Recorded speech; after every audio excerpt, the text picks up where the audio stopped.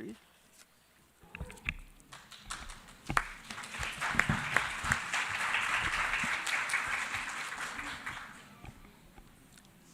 Distinguished members on this panel and my dear friends,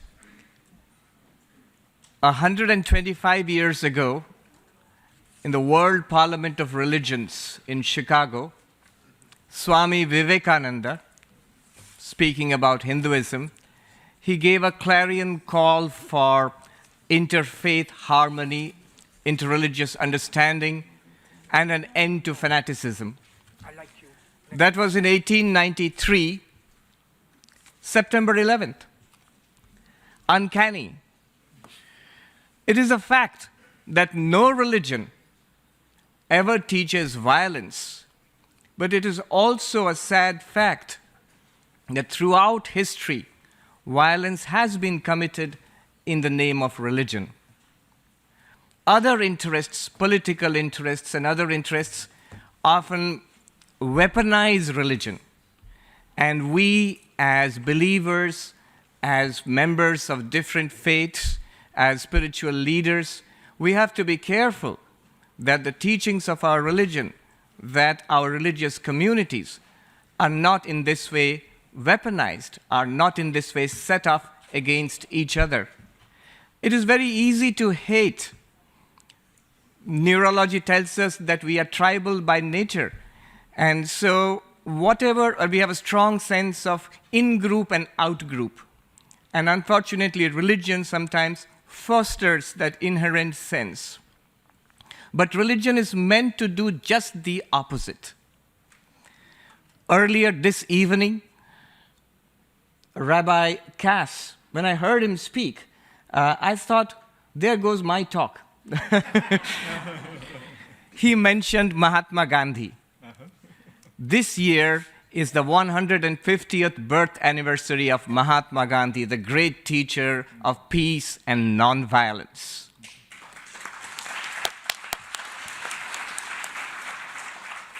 Speaking about religion, Mahatma Gandhi said, intolerance is in itself a kind of violence. He further said, my religion is truth and nonviolence. Truth is my God, and nonviolence is the way to attain that God. In Hinduism, we find this central teaching that the truth is one, but the wise speak of it differently. Ekam sat vipra bahuda vadanti. One of the oldest scriptures of the world, the Rig Veda, says that the truth is one, the wise speak of it differently. How is it that the same reality, if the truth is one, how can you speak of it differently? Because that reality being infinite, being beyond our human concepts and human language, when we try to express it in human language, then the expressions differ according to time and nationality and culture, and yet we are talking about the same reality. Therefore, we view the religions of the world as different paths to the same reality. They are all valid, they are all true, they are all unique. Indeed, they have to be different because they each has a place in the economy of God. Different paths to the same reality. There is actually no excuse for quarreling. Not just tolerance, but acceptance. Hinduism teaches that not only one must understand and appreciate and revere one's own faith, but also one must understand and accept and respect the faiths of others. Somebody asked me, is it okay to believe that my faith is the best? Actually, it is. And yet you can respect the faiths of all others. There's a cute, very Indian kind of story which explains this.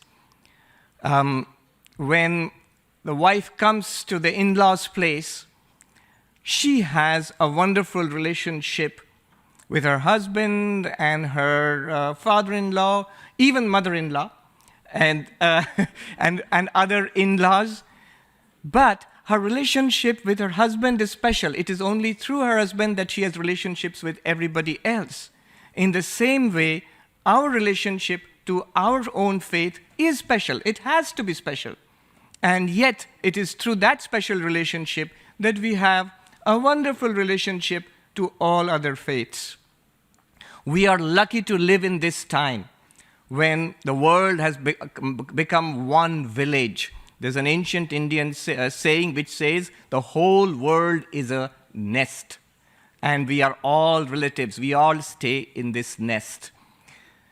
The dangers of being together are that it may lead to conflict, but there are so many wonderful advantages to it. Today, for the first time, we can say in the history of humanity, we can lay claim to our common shared heritage, which is the spiritual traditions of the whole world. Islam and Christianity and Judaism and Buddhism and Shintoism and Taoism are as much my heritage as Hinduism is. This is today, it's unique that, and this is the place where we can say it. A few weeks ago, a gentleman was telling me the United Nations is a spiritual place. This is the place where the nations of humanity come together for peace and universal well-being. That is the purpose of religion. You know, there are large numbers of people, young people today, turning away from the organized religions of the world. And they call themselves the nuns. If you ask, which religion do you belong to, Christianity or Islam or Hinduism, they say none. And there are large numbers of such people. It's the fastest growing section among young people today. So a survey was conducted among these young people in the United States, and they were asked, what is it that turns you off religion? You know what's the first thing they said? They said, because they fight among each other. One. Second, it's because they are against the modern values of today. You know, against the values of gender equality, against economic and social equality. That's what turns us off. Sometimes they hold on to old and outmoded value systems which clash with our aspirations today. And third, they said that sometimes they say things which are irrational or against science. But note that it is in the interests, in our own interest, in the interests of organized religions, that we have interfaith harmony. Young people are turning away from organized religion because they perceive organized religions are at odds with each other. Just as religious intolerance leads to violence, lack of justice and perceived lack of justice also leads to violence. There's another thing that I have been asked to speak about. Social injustice, gender injustice, and economic injustice, they all lead to violence. Sri Ramakrishna, a great Hindu teacher, said that there is no religion on an empty stomach. Poverty kills religion, as the Imam said in the last panel. We have today this wonderful opportunity of coming together for interfaith harmony and peace, and to establish justice based on interfaith harmony and peace for the whole world. It is this task that we have in front of us, and I pray to the one reality which is worshipped and approached in all different traditions, that that reality may help us in this great task ahead. Thank you. Thank you. Thank you very much, Swami.